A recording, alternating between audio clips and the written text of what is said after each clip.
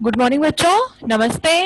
आज की फिर से एक बार हिंदी की क्लास में मैं आपकी विनीता टीचर, आपकी हिंदी टीचर, आपका एक बार फिर से स्वागत करती हूँ। जैसा कि आपको स्क्रीन पर दिख रहा है, आज का हमारा घटक है कारक।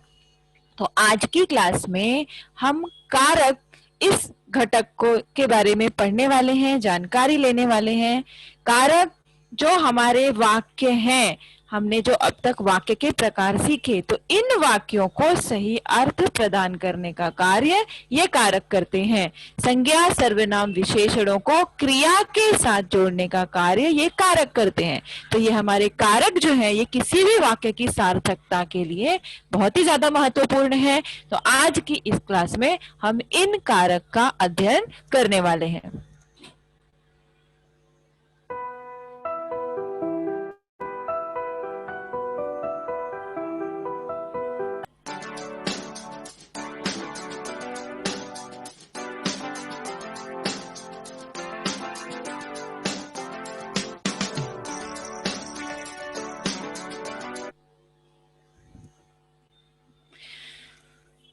तो हमारा आज का विषय है, हमारा आज का घटक है कारक। आज की क्लास में हम कारक की परिभाषा, कारक कहते किसे हैं, उसके भेद यानी प्रकार, कौन कौन से प्रकार होते हैं, और उदाहरण, कारक के किस तरह के प्रश्न हमारी कृति पत्रिका में पूछे जाते हैं, उसके कुछ उदाहरण आज की इस क्लास में हम देखेंगे। तो सबसे पहले कारक होता क्या है? तो कारक शब्द का अर्थ ही होता है क्रिया को करने वाला, यानी क्रिया को करने वाला जो होता है उसे हम कहते हैं कारक।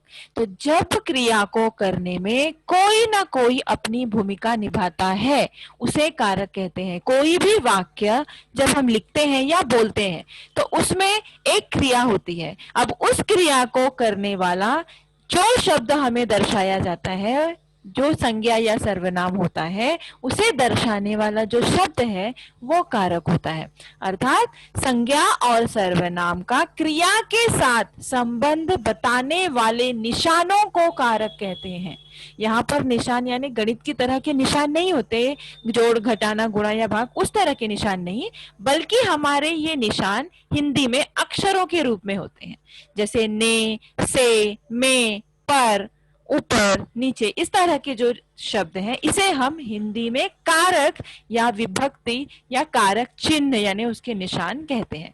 तो इन निशानों के माध्यम से किसी भी वाक्य में संज्ञा या सर्वनाम का वाक्य की क्रिया के साथ, किस प्रकार की क्रिया वाक्य में हो रही है, उस क्रिया के साथ संबंध बताने वाले इन्हीं निशानों को हम कहते हैं कारक। इसे दूसरे शब्दों में हम विभक्ति या परसर्ग भी कहते हैं। तो जिन प्रत्ययों की वजह से कारक की स्थिति का बोध होता है, उसे हम विभक्ति या परसर्ग कहते हैं। कारक की स्थिति यानी कारक की क्या स्थिति है, कौन सी स्थिति में है वो, कर्ता के लिए, संज्ञा के लिए है, सर्वनाम के लिए है, लिंग के लिए है, वचन के लिए है। तो इस तरह से जो उसकी स्थिति दर्शाते हैं, उन स्थिति दर्शाने वाले प्रत्ययों को हम कहते हैं विभक्ति या परसर्ग। कई बार आपके प्रश्न में कृति पत्रिका में कारक की जगह विभक्ति शब्द का भी उपयोग होता है। तो जब ऐसा होगा तो आपको वहां पर कंफ्यूज बिल्कुल नहीं होना है, वो कारक के ही रूप हैं।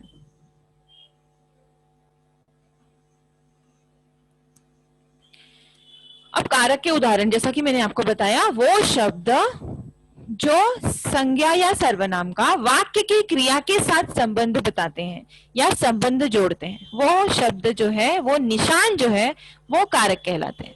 तो कैसे निशान होते हैं वो, तो ये उदाहरण के माध्यम से हम समझ सकते हैं। हमारे पास 3 उदाहरण है। पहला, राम ने रावण को मारा, ठीक है। दूसरा, रोहन ने पत्र लिखा। तीसरा उदाहरण है, मोहन ने कुत्ते को डंडे से मारा, ठीक है। तो अगर ये उदाहरण आप देखोगे तो इसमें राम, रावण, बाण, ये सब क्या है, संज्ञा है। मारा क्या है, क्रिया है। रोहन ये संज्ञा है, लिखा क्रिया है। मोहन कुत्ता संज्ञा है, मारा क्रिया है। तो इन संज्ञाओं को क्रिया के साथ जोड़ने के लिए हमने कौन से शब्दों का उपयोग किया है?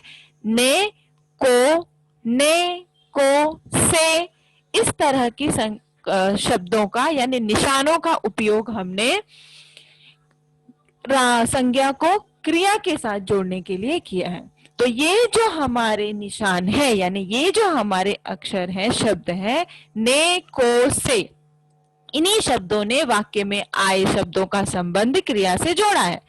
तो यदि ये शब्द ना हो तो शब्दों का क्रिया के साथ आपस में कोई संबंध नहीं होगा। अगर इन शब्दों को आप बीच में से निकाल दो तो वाक्य क्या बचता है?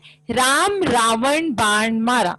इससे आपका वाक्य की जो सार्थकता है, वाक्य का जो अर्थ है, वो निकलकर सामने नहीं आता और वाक्य का कोई अर्थ ही नहीं बचता।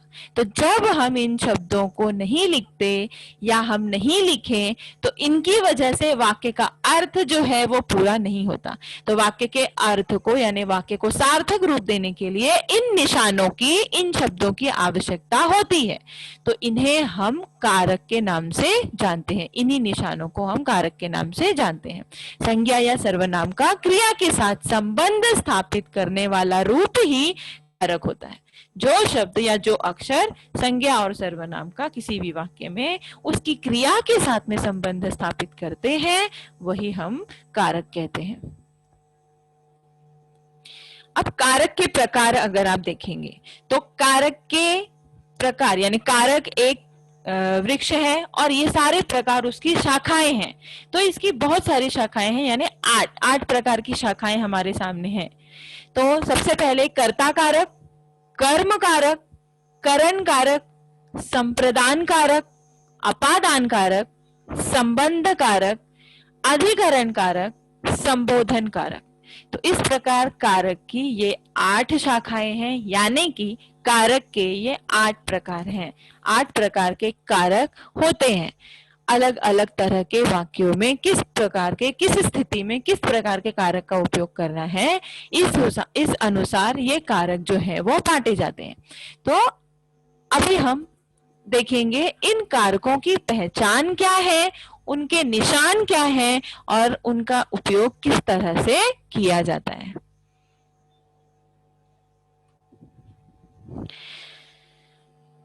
आपके सामने ये जो स्लाइड है इसमें मैंने कारक के चिन्ह और किस कारक का क्या लक्षण है ये यहाँ पर लिखा हुआ है। तो अगर आपको कारक के प्रश्न अच्छी तरह से हल करने हैं तो सबसे पहली जरूरी बात है कि आपको कारक और उसके चिन्ह ये दोनों चीजें याद रहनी चाहिए। यहाँ पर आपको समझने का काम नहीं है, आपको यहाँ पर क्या करना है, कारक कौन सा कारक का क्या चिन्ह है इसको आपको अच्छी तरह से याद रहना चाहिए कि वाक्य में जब हम उस चिन्ह को देखें या उस निशान को देखें तो उससे देखते ही समझ में आ जाना चाहिए कि ये किस प्रकार का कारक है। और ये तभी होगा जब मुझे ये पता होगा कि किस कारक की क्या पहचान है, किस कारक का चिन्ह क्या है, निशान क्या है, तभी ये मैं पहचान सकती हूँ वाक्य को देखकर कि उसमें कौन से प्रकार का कारक आया है। तो सबसे पहला कारक है हमारा कर्ता कारक। ठीक है, अब कर्ता कारक का लक्षण क्या है, जो काम करे यानी जो काम करता है वाक्य में वही है कर्ता कारक। इसकी पहचान क्या है, ने। कर्ता कारक की पहचान है ने, इसका चिन्ह होता है ने। दूसरा हमारा आता है कर्म कारक। कर्म कारक का क्या लक्षण है, तो जिस पर क्रिया का फल पड़े यानी क्रिया करने का फल जिस पर पड़ रहा है, जिस पर हम क्रिया कर रहे हैं उसे हम कहते हैं कर्म कारक। इसकी पहचान है को के माध्यम से हम पहचान सकते हैं कि वाक्य में कर्म कारक कौन सा शब्द है या कौन है। तीसरा है करण कारक।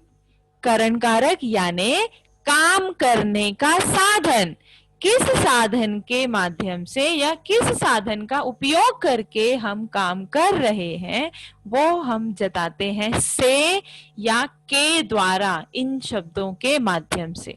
तो इसका चिन्ह क्या है, से या के द्वारा, ये दो प्रकार के चिन्ह लगाकर, निशान लगाकर हम करण कारक बता सकते हैं। करण का अर्थ लक्षण क्या है? काम करने का साधन या क्रिया को करने का साधन। ये साधन के रूप में यहाँ पर से आता है, या के द्वारा शब्दों का भी उपयोग हम करते हैं। अगला कारक है हमारा संप्रदान कारक। संप्रदान कारक के क्या लक्षण है? तो जिसके लिए काम किया जाए, ठीक है। अब काम जो वाक्य में हो रहा है, वो वाक्य में जो कार्य हो रहा है, जो क्रिया हो रही है, वो किसके लिए की जा रही है? तो जिसके लिए काम किया जाए वो होता है संप्रदान कारक। अब इसको हम किसके द्वारा दर्शाते हैं? किन चिन्हों के द्वारा? तो को और के लिए, ये दो शब्द या ये दो निशान संप्रदान कारक की पहचान है। अपादान कारक, अपादान कारक वहां पर आता है जहां कोई वस्तु अलग हो, या किसी एक वस्तु को किसी दूसरी चीज से अलग किया जाए, यानी कि जहां पर अलगाव की स्थिति आती है, विभाजन की स्थिति आती है, वहां पर अपादान कारक होता है। तो अपादान कारक का क्या पहचान है? इसकी पहचान भी है से, ठीक है। अब ये करण कारक की भी पहचान से है और अपादान कारक की भी पहचान से है, ठीक है। तो यहाँ पर कई बार बच्चे कंफ्यूज हो जाते हैं कि करण में भी से है, अपादान में भी से है, तो जब से मुझे मिला है वाक्य में तो मैं इसे कौन से प्रकार का कारक लिखूं? तो बहुत ही आसान है। करण कारक का लक्षण क्या है कि उस से का उपयोग साधन के रूप में होना चाहिए। और अपादान कारक की पहचान क्या है कि जो से आया है वाक्य में, उस से का उपयोग किसी वस्तु को दूसरी से अलगाव के रूप में आना चाहिए। तो एक है साधन, करण कारक जो है वो है साधन, और अपादान कारक जो है वो है अलगाव। तो यहाँ पर सिर्फ आपको इतना छोटा सा फर्क याद रखना है, आपको आराम से पहचानने आएगा कि कौन सा से करण कारक है और कौन सा से अपादान कारक है। इसका उदाहरण हम आगे देखेंगे स्लाइड्स में, तो वहां पर मैं आपको और अच्छी तरीके से समझाऊंगी। अगला कारक है हमारा संबंध कारक। संबंध कारक का लक्षण होता है जो एक शब्द का दूसरे से संबंध जोड़े, यानी कुछ ऐसे चिन्ह जो एक वाक्य में आए हुए एक शब्द का किसी दूसरे शब्द से या किसी दूसरे से संबंध जोड़े, वो होते हैं संबंध कारक। अब इन संबंध कारकों को हम किन शब्दों से या किन चिन्हों से पहचानते हैं? तो का, की, के, रा, री, रे, ठीक है। अब ये का, की, के ऐसे भी आ सकते हैं, अकेले भी आ सकते हैं, या उसका, उसकी, उसके इस रूप में भी आ सकते हैं, या तुम्हारा, तुम्हारी, तुम्हारे, तुम्हारा में आखिर में रा आया है, तुम्हारी में आखिर में री आया है, और तुम्हारे में आखिर में रे आया है। तो इस तरह के शब्दों के माध्यम से वाक्य के कुछ शब्दों का संबंध वाक्य के दूसरे शब्दों के साथ जोड़ा जाता है। यहाँ पर ऐसी स्थिति में हम संबंध कारक कहते हैं। अगला कारण है हमारा अधिकरण कारक। तो अधिकरण कारक की पहचान है जो क्रिया का आधार हो, ठीक है। यहां पर अधिकरण कारक के शब्द जो है वो क्रिया को एक आधार देते हैं, उनकी पहचान है में और पर। ये दो शब्द जो है वो अधिकरण कारक की पहचान है। इनके अलावा भी कुछ शब्द हैं जो कई बार वाक्य में और पर नहीं आता, तो इनके अलावा भी कुछ दो चार शब्द हैं जो वाक्य में डालकर हम क्रिया को आधार देते हैं, वो हम आगे की स्लाइड में देखेंगे। संबोधन, आखिरी कारक हमारा आता है संबोधन कारक। तो संबोधन क्या होता है? संबोधन का अर्थ ही होता है किसी को पुकारना।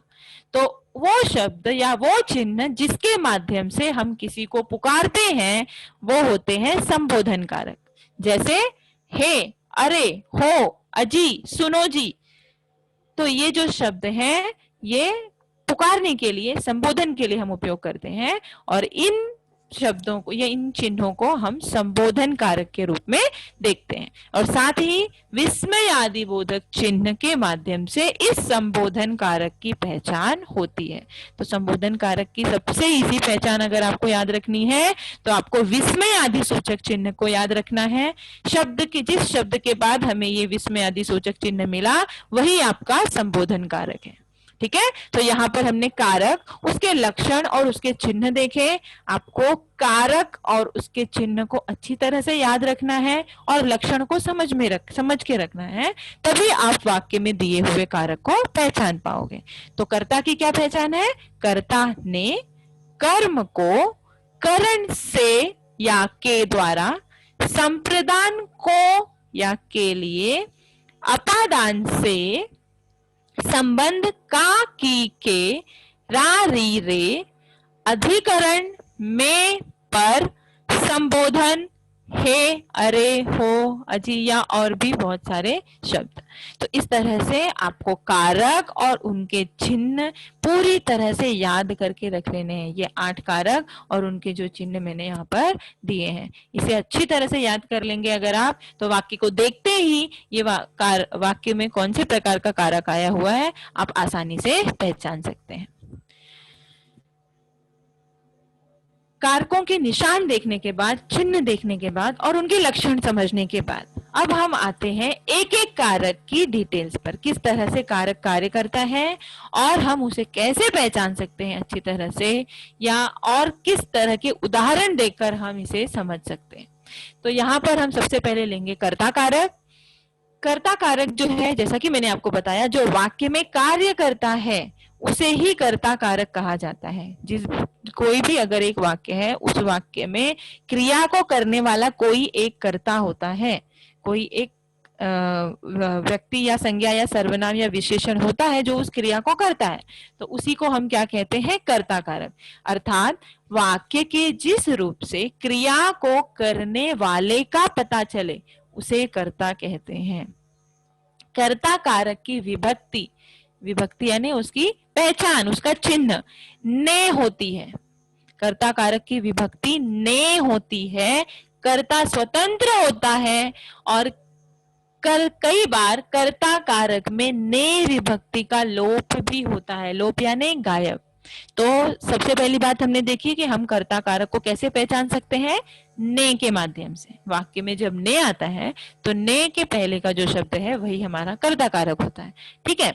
लेकिन कई बार ऐसा होता है जब वाक्य में ने नहीं भी आता है फिर भी वहां कर्ता होता है, तो ये कैसे होता है? ये हम प्रश्नवाचक शब्दों का प्रयोग करके पता लगा सकते हैं।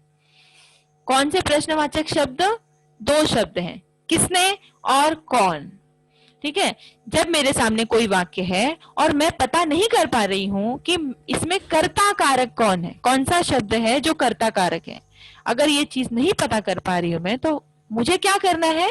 ये 2 शब्द लेने, किसने और कौन। इन 2 शब्दों के माध्यम से मैं जब प्रश्न बनाऊंगी उस वाक्य को लेकर, तो वहां आसानी से मुझे पता चल जाएगा कि कर्ता कारक कौन सा शब्द है। क्योंकि किसने और कौन ये क्या दर्शाते हैं शब्द? कार्य को करने वाला। कार्य कौन कर रहा है, इन शब्दों के माध्यम से जब हम प्रश्न बनाते हैं तो वो हमें पता चलता है। अब उदाहरण अगर हम देखेंगे तो राम ने पत्र लिखा। ने विभक्ति यहां पर आई है। ने विभक्ति किस संज्ञा या सर्वनाम के बाद में आई है? राम। तो यहां पर इस वाक्य का कर्ता कौन है? राम। रमेश ने आम खाया, यहां पर कर्ता कारक कौन है? रमेश। मोहन घर आ गया। अब इस वाक्य की मैं बात कर रही हूं कि यहां पर ने शब्द या ने विभक्ति नहीं लगी हुई है, तो भी इस वाक्य में कर्ता है, ठीक है। अब यहां पर मोहन घर आ गया, घर कौन आ गया? मोहन आ गया। तो मोहन ये शब्द जो है ये क्या है? कर्ता कारक है। कई बार जब वाक्यों में ने शब्द ना लगा हो तो हम कौन इस शब्द के प्रश्न से तैयार करके कर्ता कारक का पता लगा सकते हैं। अगला उदाहरण है हमारा, अध्यापक ने विद्यार्थियों को पढ़ाया। तो यहाँ पर ने शब्द किसके बाद आया है? अध्यापक के बाद, यानी हमारा कर्ता कारक कौन है? अध्यापक ने। घोड़ा दौड़ता है। अब यहाँ पर आप फिर से देखेंगे तो ने नहीं आया है, लेकिन क्रिया कर कौन रहा है? घोड़ा। क्रिया कौन सी हो रही है? दौड़ने की। और दौड़ कौन रहा है? घोड़ा। तो यहाँ पर कर्ता कारक कौन है? घोड़ा। तो कई बार आपके सामने ऐसे वाक्य भी आते हैं जहां पर वाक्यों में ने नहीं होता, लेकिन क्रिया करने वाला ही उस वाक्य का कर्ता होता है, तो उसे ही हम कर्ता कारक लिखेंगे। तो यहाँ पर आपके वाक्यों में जब आप किसने, जिन वाक्यों में ने हो वहां आप किसने से प्रश्न पूछकर वाक्य के कर्ता कारक का पता लगा सकते हैं। साथ ही जिन वाक्यों में ने ना हो वहां पर कौन से प्रश्न पूछकर, कौन शब्द से प्रश्न पूछकर आप अपने कर्ता कारक का पता लगा सकते हैं। तो यह था हमारा कर्ता कारक। दूसरा है हमारा कर्म कारक। तो कर्म कारक क्या है? जिस संज्ञा या सर्वनाम पर क्रिया का प्रभाव पड़े उसे हम कर्म कारक कहते हैं। क्रिया का डायरेक्ट प्रभाव जिस पर पड़ता है उसे ही हम कर्म कारक कहते हैं। दूसरे शब्दों में, वाक्य में क्रिया का फल जिस शब्द पर पड़ता है उसे कर्म कारक कहते हैं, और इसकी विभक्ति यानी इसकी पहचान है को के माध्यम से हम कर्म कारक को पहचान सकते हैं। जैसे माँ बच्चे को सुला रही है, ठीक है, तो माँ बच्चे को सुला रही है, इस वाक्य में कर्म का प्रभाव यानी क्रिया का प्रभाव, क्रिया कौन सी हो रही है? सुलाने की। तो इस सुलाने की क्रिया का प्रभाव किस पर पड़ रहा है? बच्चे पर। तो बच्चे को सुला रही है यानी ये जो बच्चा है, बच्चे को, ये क्या है? कर्म कारक। हमारा यही है कर्म कारक। इस वाक्य में सुलाने की क्रिया का प्रभाव बच्चे पर पड़ रहा है, इसलिए बच्चे को ये हमारा कर्म कारक है। राम ने रावण को मारा। मारा, ये प्रभाव किस पर पड़ रहा है? रावण पर, ठीक है, तो ये रावण को हमारा कर्म कारक है। तो कर्म कारक की क्या पहचान है? जो क्रिया कार्य में वाक्य में होती है उस क्रिया का प्रभाव जिस पर पड़ता है वही हमारा कर्म कारक होता है, और उसकी पहचान होती है को। अब यहाँ पर कुछ विशेष बातें हैं को लेकर जो हमें याद रखनी पड़ती हैं। जैसे पहला चीज है कि कभी कभी को का चिन्ह प्रयोग नहीं होता है। जैसे हमने कर्ता कारक में देखा कि कई वाक्यों में ने नहीं आता फिर भी वहां कर्ता होता है। उसी तरह से कई बार कर्म कारक के लिए भी को चिन्ह का प्रयोग नहीं किया जाता, लेकिन फिर भी उस वाक्य में कर्म होता ही है, वो कर्म का प्रभाव किसी न किसी पर पड़ता ही है, और इसीलिए उस वाक्य में भी कर्म कारक होता है।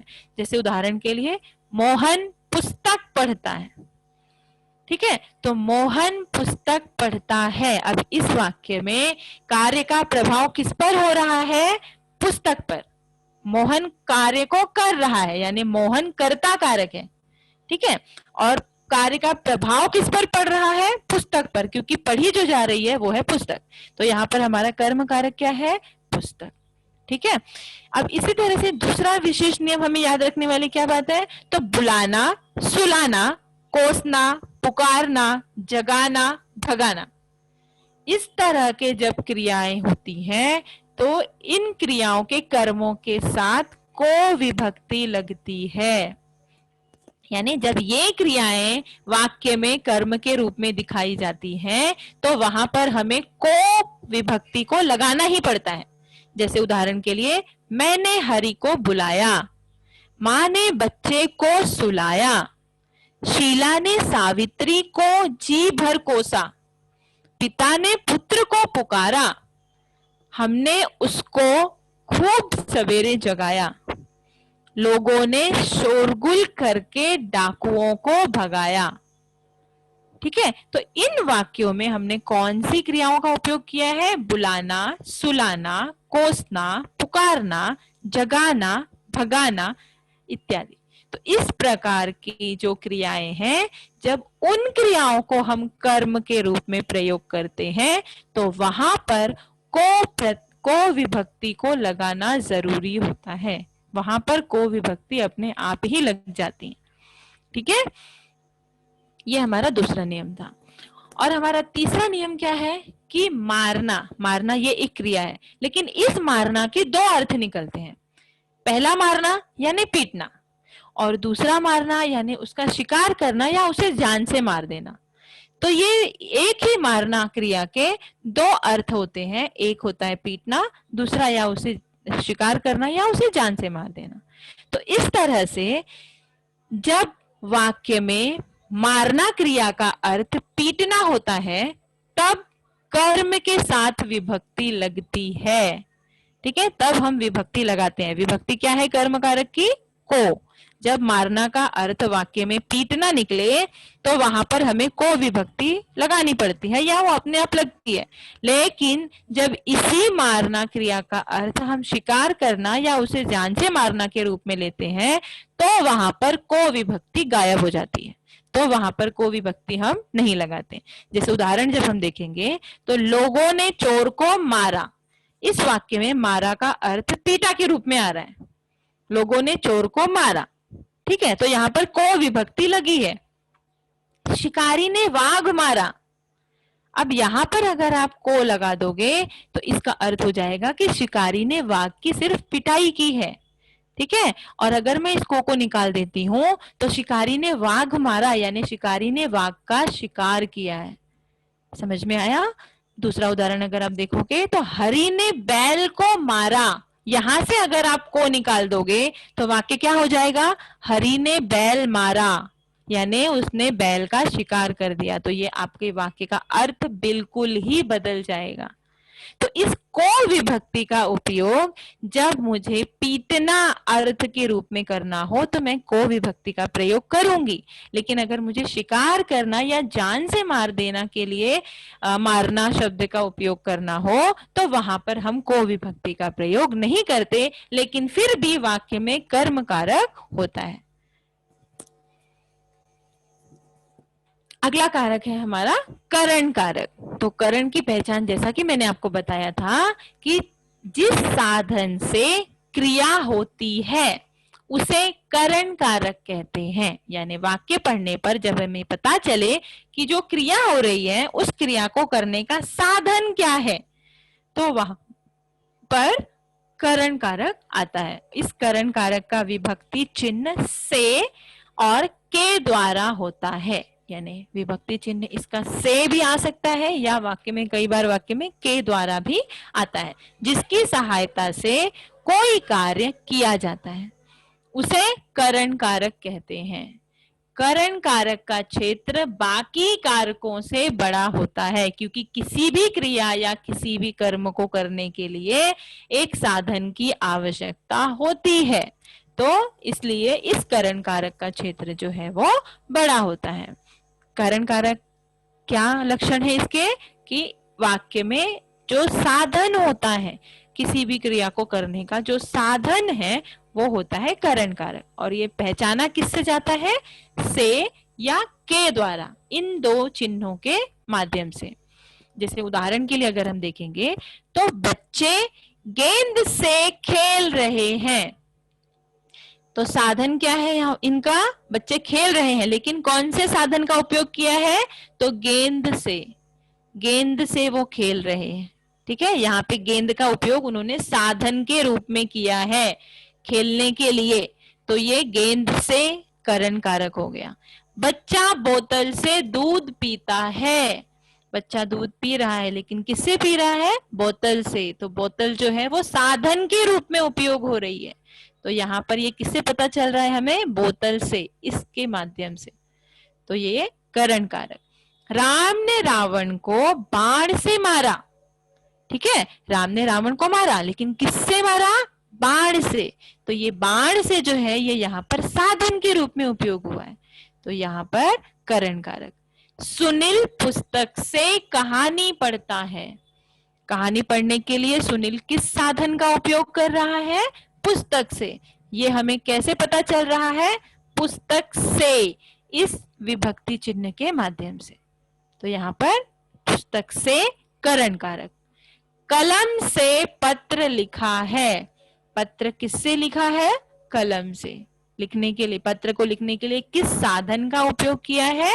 कलम का, तो यहाँ पर भी से जो है वो किस लिए उपयोग किया जा रहा है? साधन के रूप में, तो ये क्या है?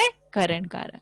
तो इस तरह से करण कारक की सबसे आसान पहचान है कि जब किसी शब्द का उपयोग या किसी चीज का उपयोग क्रिया के साधन के रूप में हो तो वो होता है करण कारक। इसकी पहचान होती है से या के द्वारा। अगला हमारा कारक है संप्रदान कारक। ठीक है, अब संप्रदान कारक का अर्थ होता है देना। संप्रदान का अर्थ होता है देना। ठीक है, दान शब्द में ही क्या आ रहा है, दान। संप्रदान अंत का आखिरी शब्द इसका है दान, तो इसका अर्थ होता है देना।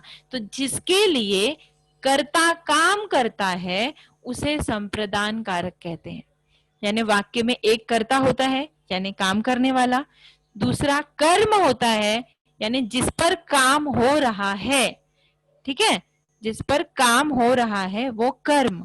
लेकिन एक तीसरी बात आती है, जिसके लिए काम किया जा रहा है वो होता है हमारा संप्रदान। वाक्य में जिसके लिए काम करता है, कर्ता जो है वाक्य का कर्ता जिसके लिए काम करता है उसे हम कहते हैं संप्रदान कारक। तो संप्रदान कारक की विभक्ति चिन्ह होता है के लिए या को। इसका विभक्ति चिन्ह आता है के लिए या को। और इसको जब हमें नहीं समझ में आ रहा हो कि संप्रदान कारक वाक्य में कौन सा शब्द है या कौन सी विभक्ति है, तो हम किसके लिए इस शब्द का उपयोग करके प्रश्न पूछकर इस संप्रदान कारक को ढूंढ सकते हैं। ठीक है, और सामान्य रूप से जिसे कुछ दिया जाता है वाक्य में, जब हमें ऐसा पता चले कि इसे इन शब्दों के माध्यम से कुछ दिया जा रहा है, तो जिसे कुछ दिया जाता है या जिसके लिए कार्य किया जाता है उसे ही हम संप्रदान कारक कहते हैं। ठीक है, जैसे गरीबों को खाना दो। इस वाक्य में जो क्रिया हो रही है वो क्रिया किसके लिए की जा रही है, गरीबों के लिए। यानी गरीबों को खाना दो, यहाँ पर किसी को कुछ देने की बात हो रही है या उसके लिए कार्य करने की बात हो रही है। तो वो कौन है, गरीब। गरीबों को, इस को शब्द के माध्यम से हमें समझ में आ रहा है कि कार्य किसके लिए हो रहा है। तो यहाँ पर कौन सा कारक आएगा, संप्रदान कारक। मेरे लिए दूध लेकर आओ। मेरे लिए दूध लेकर आओ, तो यहाँ पर कार्य किसके लिए करना है, मेरे लिए। ठीक है, तो ये क्या है, संप्रदान कारक। माँ बेटे के लिए सेब लाई। किसके लिए सेब लाई, बेटे के लिए, तो ये क्या है, संप्रदान कारक। अमन ने शाम को गाड़ी दी। किसको गाड़ी दी, शाम को, तो संप्रदान कारक। मैं सूरज के लिए चाय बना रहा हूं। किसके लिए चाय बना रहा हूं, सूरज के लिए, तो ये क्या है, संप्रदान कारक। तो इस तरह से किसके लिए या किसको, इन शब्दों का इन प्रश्नवाचक शब्दों का उपयोग करके आप जब प्रश्न बनाओगे तो अपने आप आपको समझ में आ जाएगा कि संप्रदान कारक कौन सा शब्द है। ठीक है, संप्रदान कारक की पहचान है को या के लिए, और उसका लक्षण है कि उन को और के लिए के माध्यम से वाक्य में कार्य किसके लिए किया जा रहा है ये हमें समझ में आता है। अब आप देखोगे अगर तो कर्म में भी को आया था, लेकिन कर्म में जो को आता है वो कर्म को दर्शाने के लिए होता है। कौन सा कर्म हो रहा है वो दर्शाने के लिए उस को का उपयोग होता है। लेकिन यहाँ पर जो को आ रहा है वो वाक्य में कार्य किसके लिए किया जा रहा है या किसको देना है ये दर्शाता है। तो यहाँ पर ये संप्रदान कारक। ठीक है, अगला कारक है हमारा अपादान कारक। संज्ञा या सर्वनाम के जिस रूप से किसी वस्तु के अलग होने का बोध हो वहां अपादान कारक होता है। मैंने आपको बताया था कि यहाँ पर अपादान में अलगाव का भाव हमें मिलता है, किसी से किसी को अलग करने का भाव हमें मिलता है। इसकी पहचान है कि यहाँ पर अपादान कारक की पहचान है कि हमें यहाँ पर अलगाव का बोध होता है, तो उसे हम कहते हैं अपादान कारक।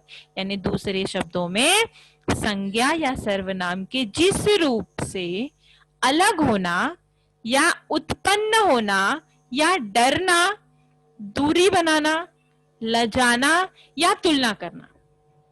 जब इस प्रकार के भाव वाक्य से निकले तो वहां पर अपादान कारक होता है। कौन से भाव निकलने चाहिए? सबसे पहले अलग होना या उत्पन्न होना या डरना या दूरी बनाना या लजाना या तुलना करना। तो इस प्रकार के भाव जब वाक्य में निकले तो वहां पर आता है अपादान कारक। अपादान कारक की पहचान है से।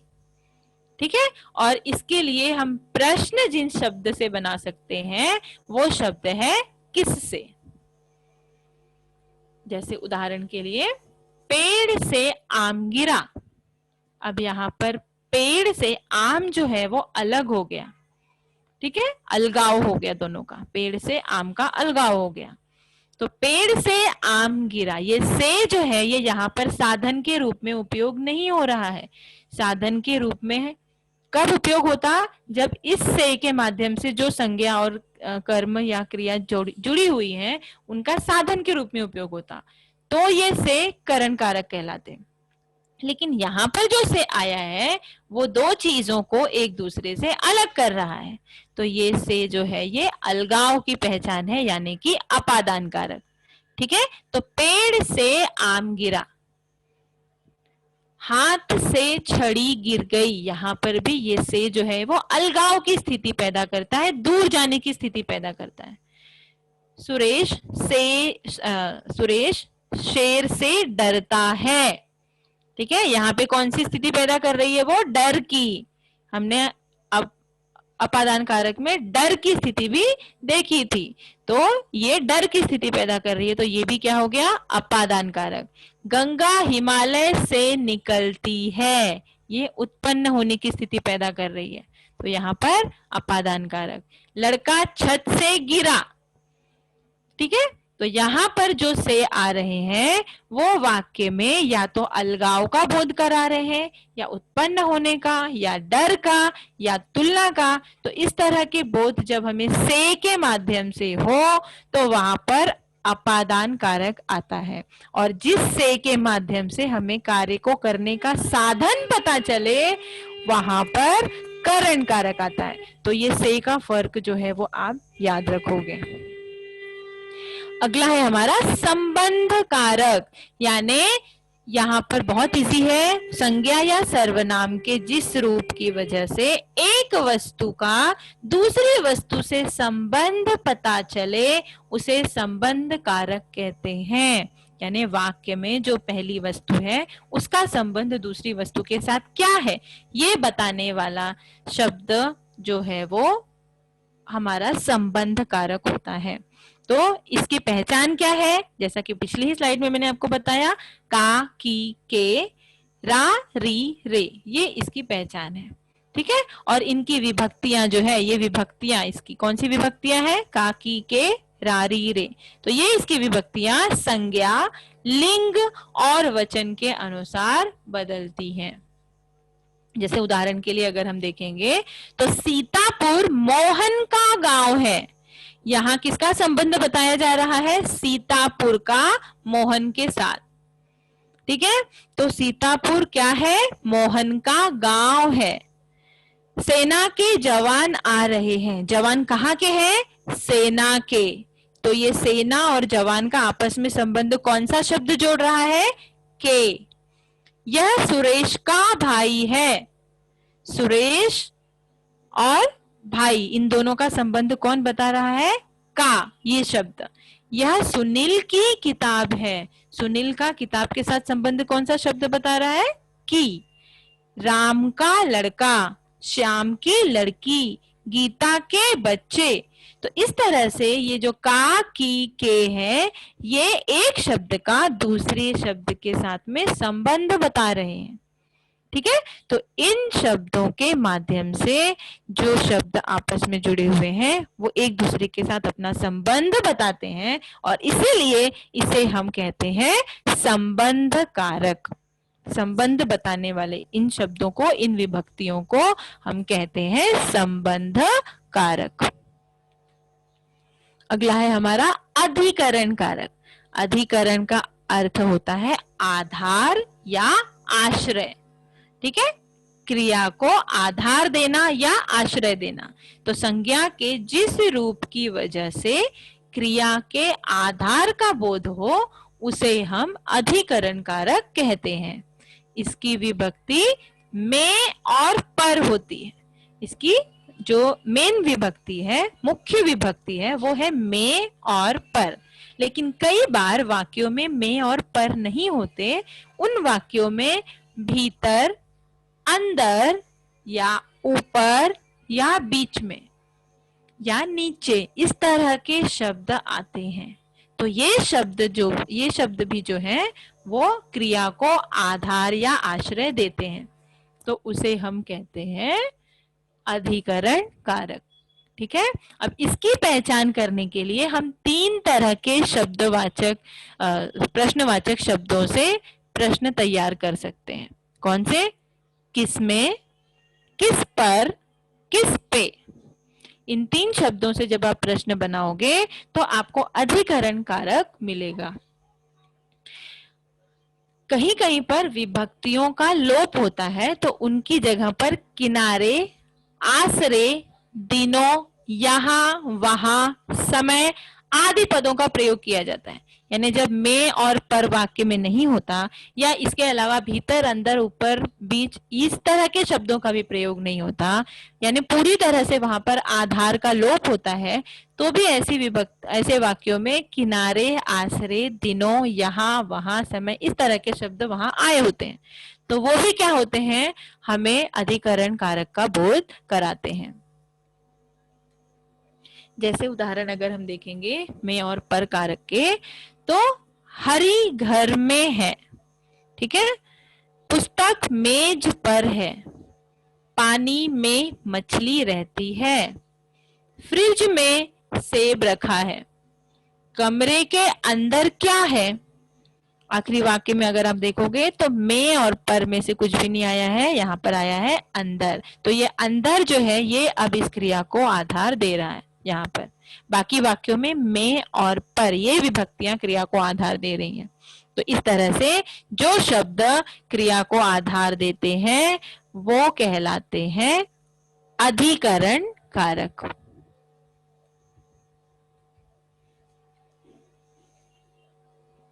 अब हमारा आखिरी कारक है संबोधन कारक।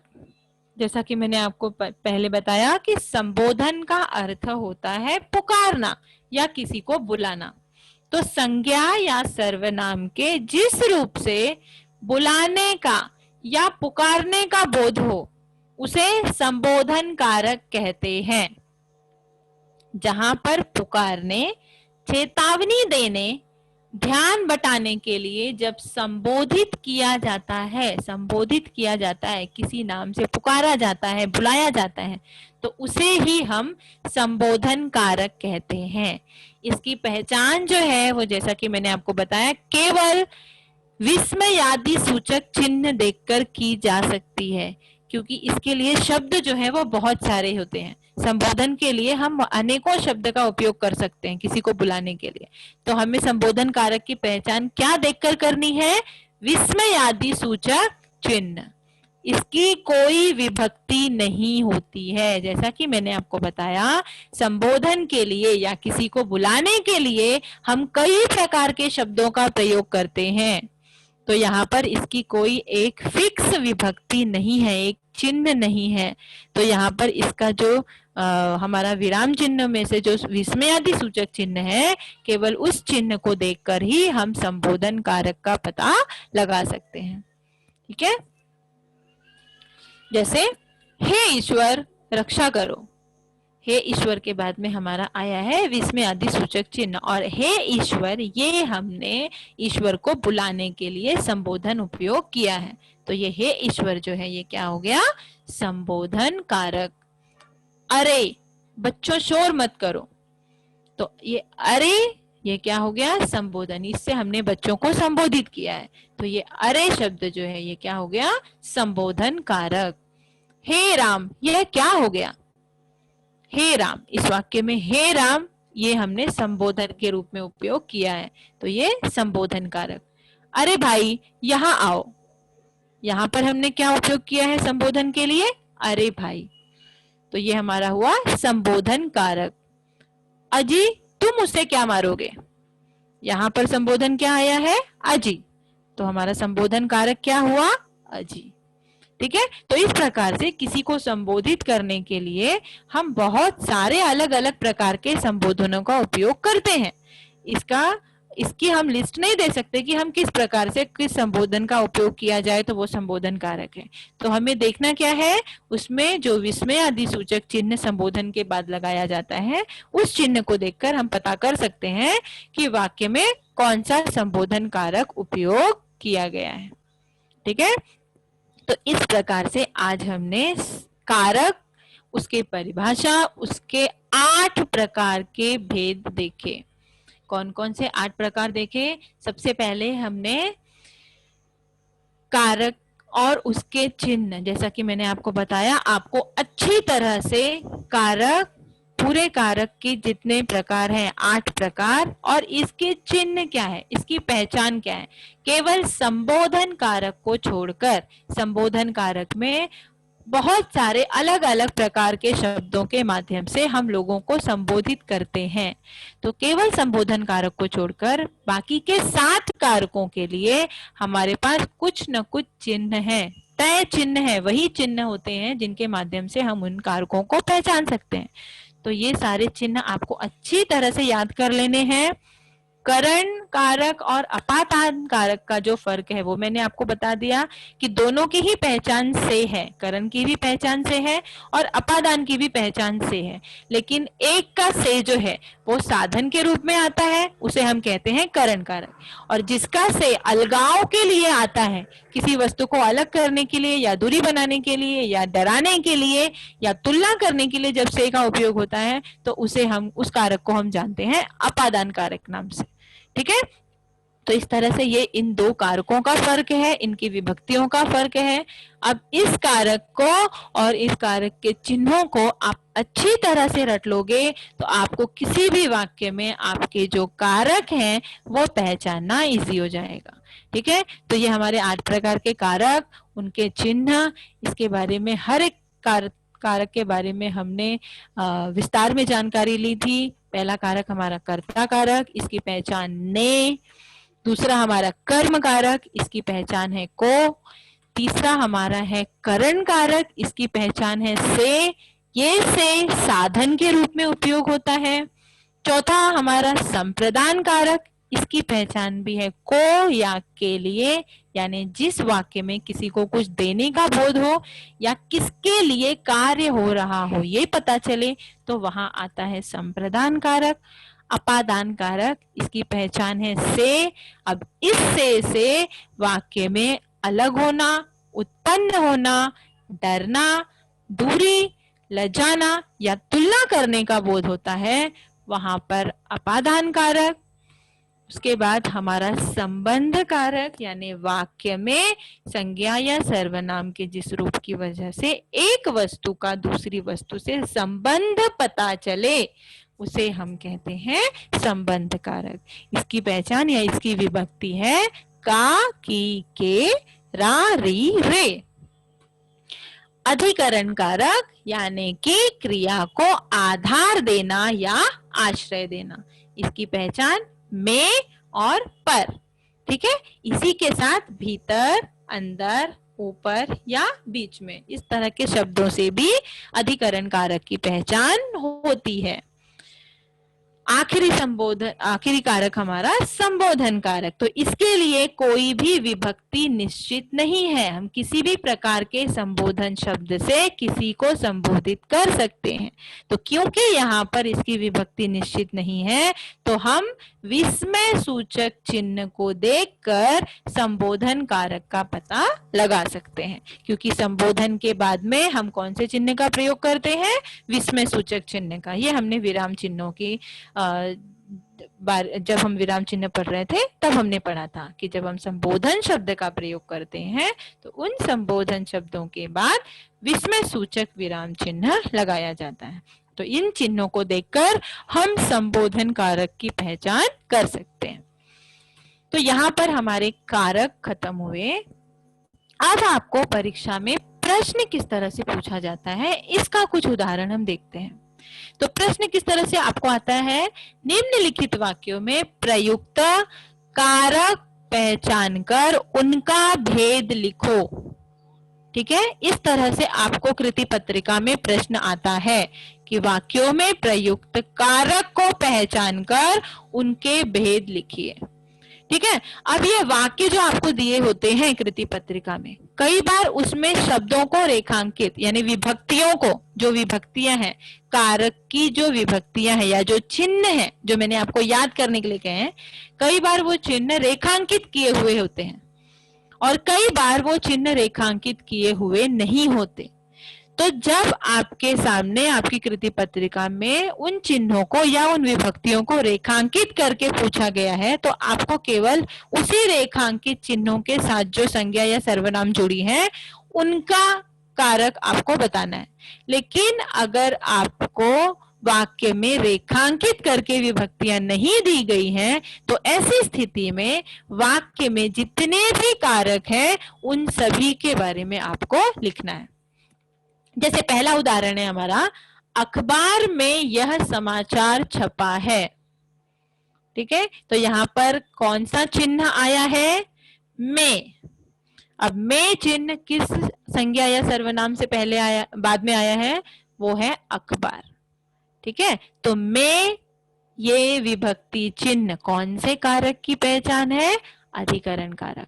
तो अखबार में ये कौन सा कारक हो गया, अधिकरण कारक। इस तरह से आप उत्तर लिखोगे। कई बच्चे सिर्फ में लिखते हैं, सिर्फ में लिखेंगे और आगे अधिकरण लिख देंगे, तो ये आपका उत्तर गलत हो जाएगा या इस पर पूरे नंबर नहीं मिलेंगे। आपको लिखना कैसे है, में जिस संज्ञा या सर्वनाम शब्द के बाद आया है वो शब्द भी वहां पर लिखना होता है।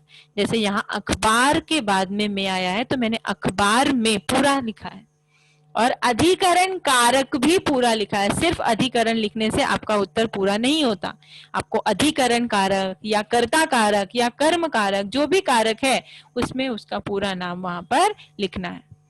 दूसरा, 1 साल पहले मैं आश्रम से बाहर गया था। अब यहाँ पर कौन सी विभक्ति या कौन सा चिन्ह आया है, तो वो है से। ठीक है, अब ये से जो है इस वाक्य में कौन सी स्थिति पैदा कर रहा है, तो हमें दो स्थितियां पता है। से या तो साधन के रूप में आए या तो अलगाव पैदा करे। तो यहाँ 1 साल पहले मैं आश्रम से बाहर गया था, यानी आश्रम से दूर गया था, तो ये आश्रम से, आश्रम में और मेरे बीच में दूरी बना रहा है। तो ये से कौन से प्रकार का कारक हो गया, अपादान कारक। ठीक है, तो अब हम इसे कैसे लिखेंगे, आश्रम से पूरा लिखेंगे, आश्रम से, और ये कौन से प्रकार का कारक है, अपादान कारक। ठीक है, तीसरा उदाहरण, मैं जानता हूं कि मेरे सब, तो तीसरा उदाहरण, मैं जानता हूं कि मेरे सब जवाब सही थे। तो ये की जो है ये क्या बता रहा है, संबंध दिखा रहा है, ये संबंध कारक की पहचान है। तो यहाँ पर की क्या है, संबंध कारक। चौथा उदाहरण अगर आप देखोगे तो माँ ने सोफे के नीचे से बिल्ली को बाहर खींचा। ठीक है, यहाँ पर क्या हो गया है, बहुत सारी विभक्तियां एक साथ एक ही वाक्य में आई हैं, लेकिन रेखांकित कुछ भी नहीं है। तो हम क्या करेंगे, वाक्य में जितने भी कारक विभक्तियां आई हैं सबको ढूंढकर सबके प्रकार यहाँ पर लिखेंगे। जैसे पहला क्या आया है, माँ ने किसकी पहचान है, कर्ता की। दूसरा आया है सोफे के किसकी पहचान है, संबंध कारक की। तीसरा नीचे से किसकी पहचान है, यहाँ पर नीचे से बिल्ली को बाहर खींचा, यानी वहां से बिल्ली को बाहर निकाला जा रहा है, दूर किया जा रहा है, तो ये क्या हो गया है, अपादान कारक। बिल्ली को, किसको खींचा गया है, बिल्ली को, तो ये क्या है, संबंध कारक। तो इस तरह से इस आखिरी वाक्य में जितनी भी विभक्तियां थी उन विभक्तियों के साथ में उनके संज्ञा या सर्वनाम को लेकर मैंने उनके कारक के प्रकार यहाँ लिखे। तो इस तरह से जब आपको प्रश्न पूछे जाएंगे तो आपको विभक्तियां संज्ञा या सर्वनाम शब्दों के साथ ही लिखनी है और साथ में उनका जो भी कारक प्रकार है वो पूरा लिखना है। ठीक है, तो यहाँ पर आज की क्लास में हमारे कारक, उनकी परिभाषा, कारक के 8 प्रकार और साथ ही कुछ उदाहरण, इस तरह से आज की ये क्लास में हमने सीखा। परीक्षा में आपको इस तरह से अपने प्रश्नों को हल करना है और आपकी टेक्स्ट बुक में, हिंदी की टेक्स्ट बुक में कुछ प्रश्न कारक संबंधित दिए हुए हैं। वो प्रश्न आज आप हल करोगे तो आपको समझ में आएगा कि आपको ये कारक कितने समझ में आए और इनकी पहचान आपको कितनी याद है। तो आप